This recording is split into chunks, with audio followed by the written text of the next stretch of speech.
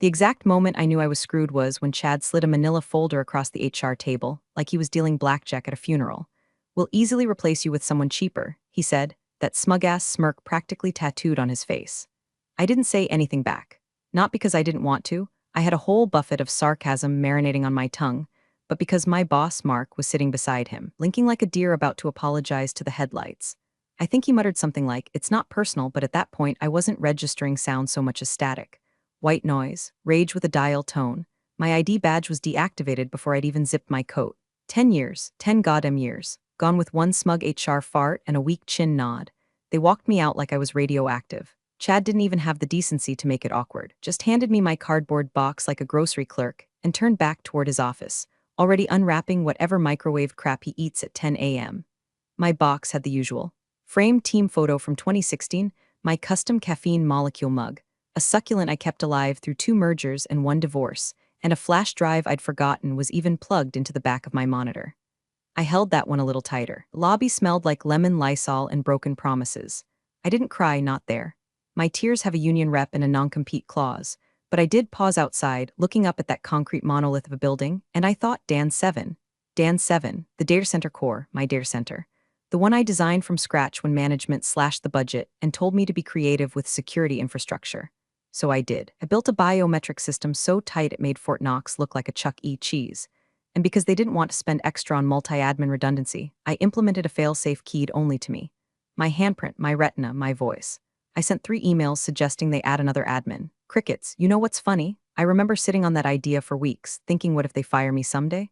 And I'd always chuckle, shake it off. Because I was loyal. Because I was safe. Because I was stupid. Now, I know this is where half of you are expecting some, but I held my head high and walked off into the sunset nonsense. Nah. I went to my car, threw the box in the backseat, screamed into my steering wheel like a banshee with a Bluetooth headset, and cranked the AC even though it was 40 degrees out.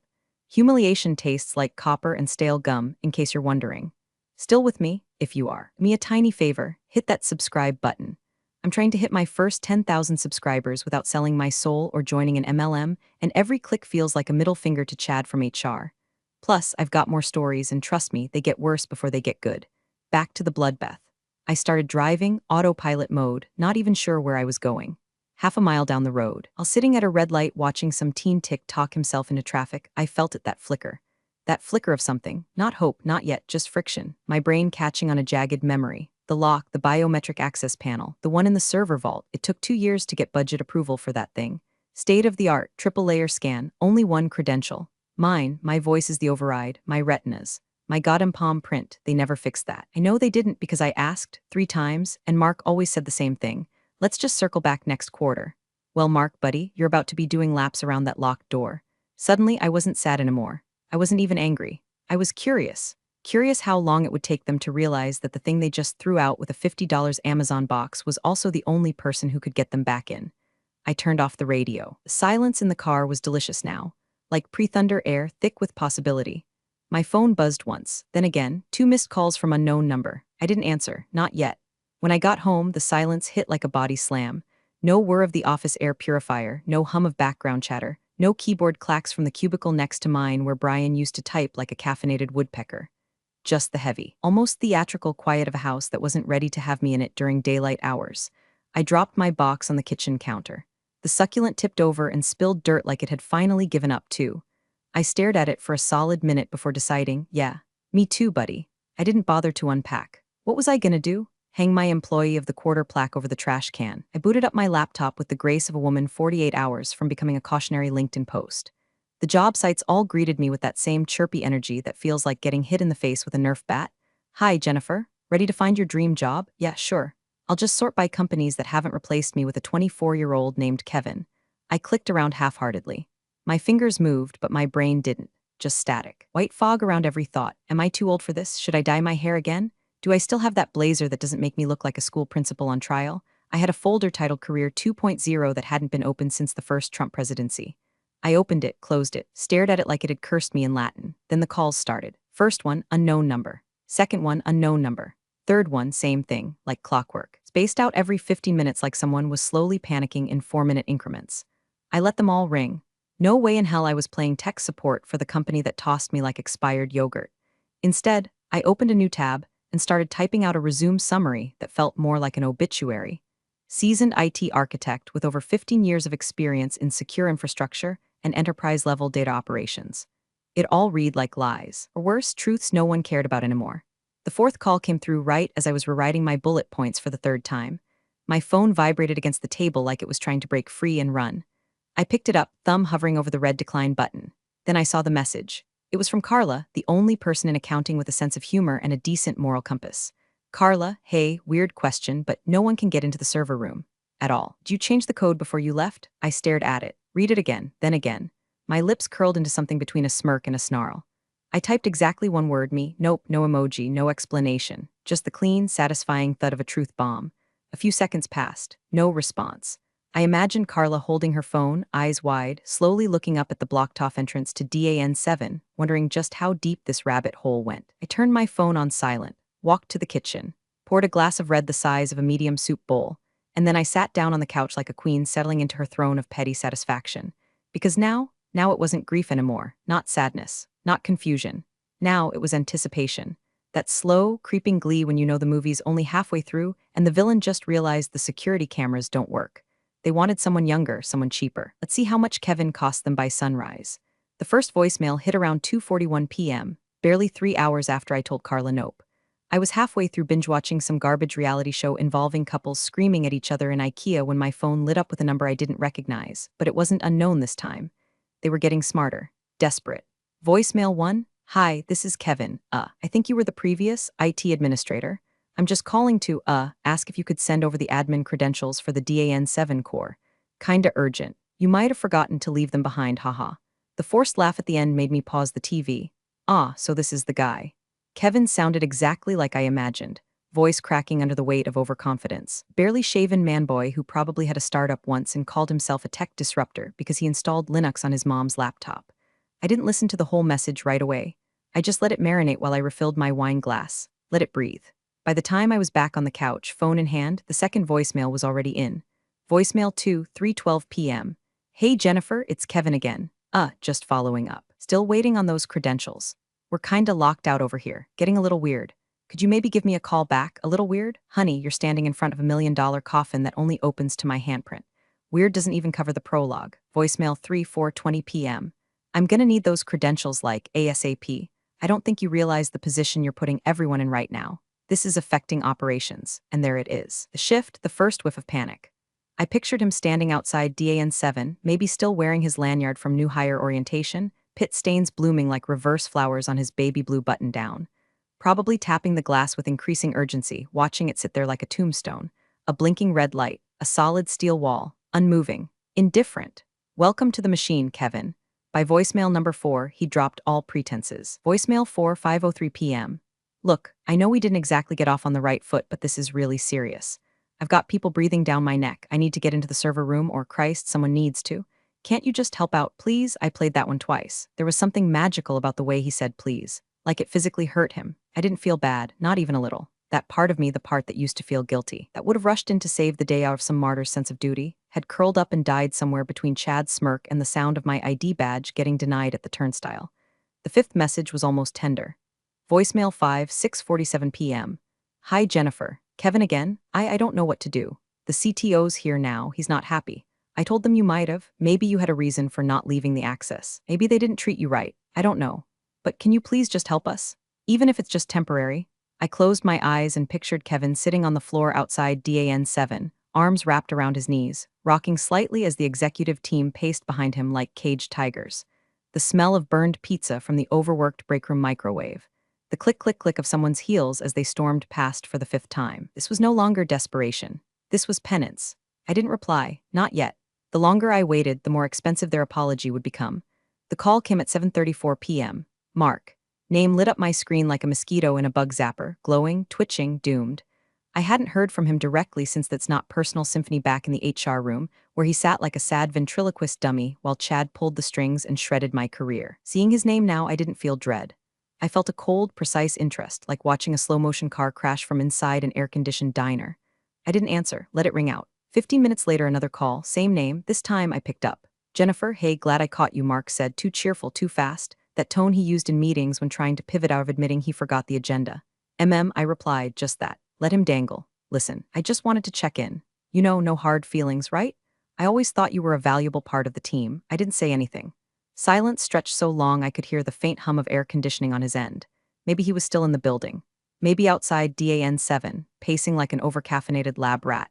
So anyway, he continued, already sweating through his own fake friendliness. We seem to be running into a small hiccup here. Nothing major, of course, but Kevin's had a little trouble accessing the core system. Apparently some of your procedures weren't documented.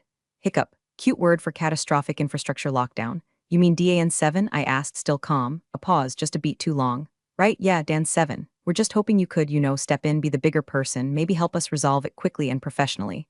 There's really no need to escalate this. Ah, there it was, the pivot. Buddy to corporate passive aggression in under 30 seconds. A record even for him. Jennifer, he added, more slowly now, you do realize you still have professional obligations. Legal ones. Withholding critical access credentials could be seen as sabotage.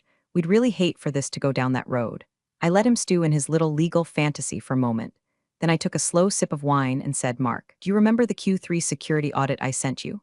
Silence, not even breathing. The one where I explained the single point of failure risk with the biometric lock system. The one where I recommended adding a redundant administrator, just in case I was hit by a bus or, I don't know, terminated without warning. I could almost hear his Adam's apple panic swallow. The one, I continued, voice still silk, signed off on ignoring because it would have cost the company $800 for a secondary license. The same $800 that could have prevented all of this? Mark finally inhaled, sharp and shallow, like a man realizing he'd walked into a lion's den with pork chops taped to his thighs. I didn't wait for his excuse. I didn't need it. I tapped the red button and ended the call. The silence afterward felt like a standing ovation. I leaned back on my couch, the fading buzz of adrenaline humming behind my ribs. Not rage this time, not sorrow, but something clean, electric, and satisfying. Power, real power, not granted, not requested, claimed. The group chat was still called Control-Alt-Delinquents. We'd started it during the pandemic when Zoom meetings made everyone lose grip on time, sanity, and the will to pretend Mark wasn't useless. It had gone dormant the past few months, promotions, resignations, 2 coworkers' slow slide into quiet quitting. But now it lit up like Christmas in a meth lab. I posted first. Jennifer, so, anyone sleeping in the server hallway tonight or just Kevin? 3 seconds, then a rapid-fire explosion of messages. Raj, Sis Ops, face Jess Facilities, girl, it's a zoo over here. Tina accounting, they ordered 16 pizzas to the 4th floor. 4. And all the execs are in the hallway like it's burning. Raj, Kevin tried to socially engineer the lock. Told the scanner he was Jennifer with deepfake AI voice mod tech. Lock didn't even blink. Jess, Chad tried to get him by yelling executive override like it was Star Trek. Door said no. Tina, losses are hitting 2.3 M an hour per finance.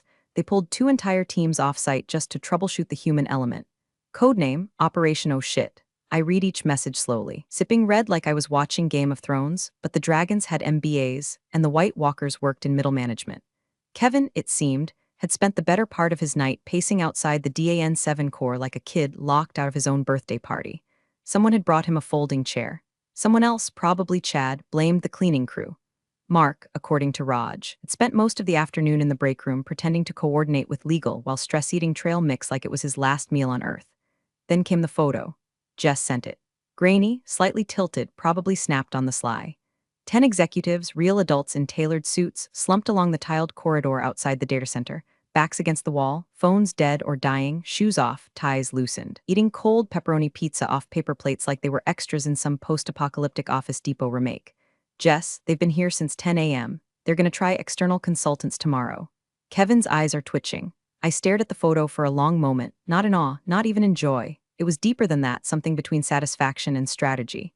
This wasn't just funny anymore. This was leverage. They weren't calling me because they couldn't fix it. They were calling me because they never planned for the possibility that I might walk. I had been a fixed part of the background to them like office wallpaper.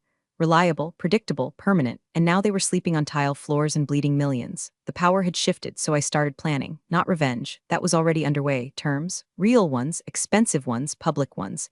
If they wanted access, they weren't just going to beg. They were going to pay. Not just with money, but with humiliation, submission, acknowledgement.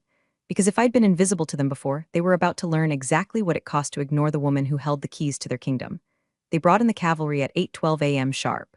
Raj messaged first. Raj, oh my god, Jennifer, they brought in the suits, the black badge boys, external ops. I think they're from Argonne Tech. One dude has a goatee and fingerless gloves. That set the tone. Put my coffee down and refreshed the chat like a stockbroker during a crash.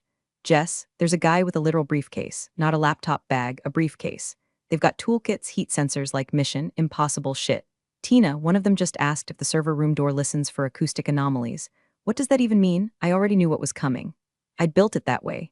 Because while Chad and Mark were busy cutting costs and playing motivational PowerPoints, I was spending my evenings imagining exactly this scenario. Some contractor team with overpriced tools and an inflated sense of self-worth thinking they could outsmart a paranoid middle-aged woman with a grudge and a decade of sysadmin fatigue. They never asked how the door worked, only how to get through it. What they didn't know was that DAN7 primary lock system wasn't just biometric. It was temperamental. Custom firmware, encrypted handshake protocol. And my favorite part, a tamper detection trigger hardwired into the voltage regulator behind the primary scan panel. Translation, if you try to force your way in with anything more aggressive than a cotton swab, the door gets pissed. Which is exactly what happened. At 9:31 a.m., I got the update. Raj, oh my god, they drilled it. Jess, I heard a pop, like a spark. And then the lights on the panel just died. Tina, Kevin just threw up in the hallway. The failsafe I built wasn't flashy. It didn't detonate or fry the building's grid or send up smoke like a Bond villain's lair. It was subtle, focused, effective. A localized electromagnetic pulse burst that fried the lock's internal controller, scorched the ID bus, and wiped all local access logs. Every credential, every backup token, every manual override, gone. They hadn't just locked themselves out, broken the keyhole. Jess, consultants are freaking out. One of them just asked if there's anyone still in the org who can decrypt the logs. Raj, Kevin raised his hand. They ignored him. Tina, Mark is pacing like a divorced dad at a Chuck E. Cheese. I laughed so hard I nearly spilled my coffee. Not out of cruelty, though, yeah, it helped, but because I had told them this would happen. I gave them every chance, every warning, every audit. They chose to gamble my knowledge against an $800 license they didn't want to approve. Now they were looking at hardware replacements. Downtime stretching into the days. Entire client operations suspended. The server room wasn't just sealed, it was neutered. The floor outside DAN7 had become their new office, and they still hadn't called me. Which was fine, because when they did, they weren't getting Jennifer the employee. They'd be paying Jennifer the contractor, and I was about to be the most expensive mistake they ever made. The call came at 11:04 a.m., 2 days after they thought they could replace me with someone cheaper. Not from Chad, bless his useless little heart. Not from Mark, who by now had probably molted into a full anxiety rash. It came from her. Janine Carlson, Chief Operating Officer, woman who usually only spoke during town halls to thank everyone for leaning in and embracing scalability. I'd only ever seen her from a distance, on stage, in heels that cost more than my month's rent, speaking like her soul had been uploaded into a Google Slides deck. Now her voice came through my phone cracked and brittle, like a porcelain mask about to shatter. Jennifer, thank you for picking up. I didn't say anything. Let her fill the space. Let her earn the silence. I want to start by saying this situation has escalated far beyond our expectations, and we recognize your unique role in our infrastructure strategy. Unique, like I was a seasonal flavor of soda. We're prepared to offer you your previous position with a title bump and a raise. Significant raise, benefits retroactive, full reinstatement. Her voice cracked ever so slightly on the word significant. Could almost hear the blood pressure in her temples pulsing like a metronome of regret. I swirled the tea in my mug. Let her drown a little longer. Also, she added, we're prepared to issue a public acknowledgement of your contributions to the DAN7 architecture. Internal memo. Company-wide, there it was. The closest thing to a corporate I'm sorry she could legally cough out. I waited until the silence was long enough to feel personal. Then I spoke. No, a full beat. Confused inhale. I'm sorry. I'm not interested in rejoining your organization. I'm no longer an employee. I'm a consultant now. My rate is $200,000 for a 4-hour engagement. Wired in advance. Janine choked slightly, tried to disguise it as a cough, failed. That's a Jennifer, that's highly irregular. Not for a firm hemorrhaging millions an hour because it forgot who held the keys. She tried to pivot. There's still protocol. Legal review, procurement steps. There are no more steps, I said, voice flat. There's just the wire or the downtime continues. Another long pause, and you'll guarantee system restoration. I'll give you access. I'll rebuild the interface if I have to, but there are also non-financial conditions. She exhaled like the breath cost her. Of course. What are they? 1. Chad stands in front of the entire IT department and reads a written apology. I want it recorded. I want it distributed. Internal Slack minimum. Okay. 2. Mark does the same, in person at the next all hands. Both are doable. Anything else? 3. My name goes on the DAN7 architecture as primary designer, retroactively. Documented, understood. 4. You don't speak to me again unless I invoice you.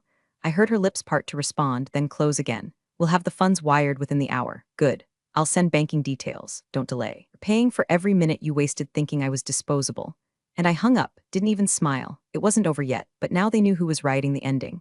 I showed up at 9 o'clock a.m. sharp, not out of politeness, out of pure theatrical timing. The wire had cleared, $200,000 for 4 hours. I made more in a morning than I had in my last 11 months combined. The receptionist, new girl, probably just out of college, looked up like she'd seen a ghost wearing last season's blazer. Her fingers hovered over the desk phone like she was torn between calling security or taking notes. I didn't stop. I walked past her, heels echoing across the tile like war drums in a marble cathedral. Past the cubicles full of wide eyes and half-sipped coffee mugs.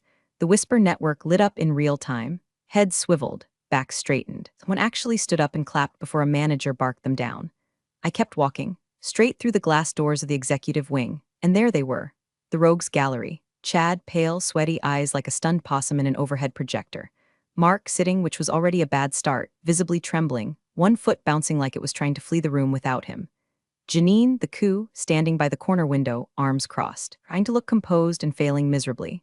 Her shirt was wrinkled, her confidence even more so. Not one of them spoke, not at first. Chad opened his mouth. I raised a hand. He shut it like someone had hit mute. I walked past them, across the polished floor that had once squeaked under my sneakers when I stayed late patching back-end failures they barely understood, to Dan 7.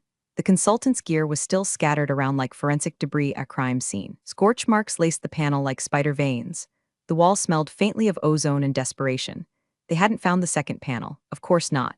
It was hidden behind a thermal false front I'd built during a weekend they never paid me for. I knelt, pressed my palm to the cold, smooth casing and slid the shield aside. There it was, my insurance policy.